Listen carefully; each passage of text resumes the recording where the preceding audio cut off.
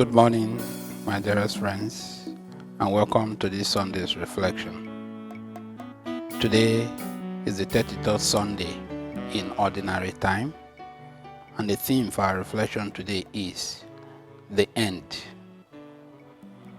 Our liturgy of the word today comes from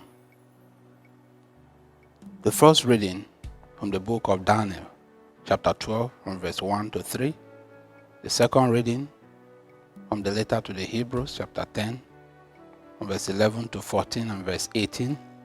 Our gospel reading, taken from the Gospel of St. Mark, chapter 13, from verse 24 through to 32. And the theme that runs through these three passages is the end of the world, the last judgment. The first reading, the book of Daniel, tells us about the upheavals that will precede the last judgment. And most importantly, it tells us that at the last judgment, there will be a separation between those who will go to experience the beatific vision of God and those who will go into eternal damnation. However, hope lies in that same passage about the angels of God who will continue to be on the side of God's people within the battle. And in the gospel of today, Jesus tells us also about some cosmic events that will take place and which will be followed by the second coming of Christ. There are two important aspects in the gospel of today. The first part is not about the end of the world, but about a prophecy about the destruction of Jerusalem. Jesus tells us that when you see these things happening, know that this has come. And he tells us that this will happen in this generation, meaning among his own contemporaries, within the time that he lived.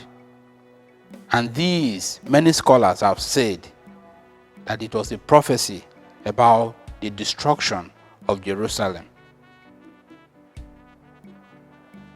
But on the second part, he also tells us about his second and final coming, the last judgment. And he tells us that no one knows the time. And this is very, very important. And there are two reactions to this end time that Jesus spoke about. The first reaction is to be fixated about when it will happen. To be so excited and focused on that we are distracted from focusing on Jesus himself, focusing on the mission, focusing on preaching the demands of the kingdom. And the other reaction, the second reaction, is to remain nonchalant, to be indifferent to this second coming of Christ. But Jesus tells us that it must certainly come, and there will be judgment between those who are on the side of vices and those who are on the side of virtue. And so, my brothers and sisters, we know the famous saying, to be forewarned is to be forearmed. We are being forewarned to desist from evil, from vices, in order to forearm ourselves with virtue and values that characterize membership of the kingdom of God. And so, my brothers and sisters, as we celebrate this holy day, I invite you all to stop being agitated, being fixated about times and seasons when the end will come, but to always be prepared, to always be ready, working according to the will of God, so that that time will not take us unaware.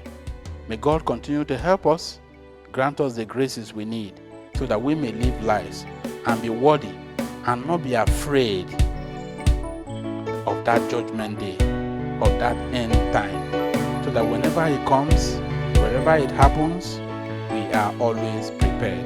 God bless you.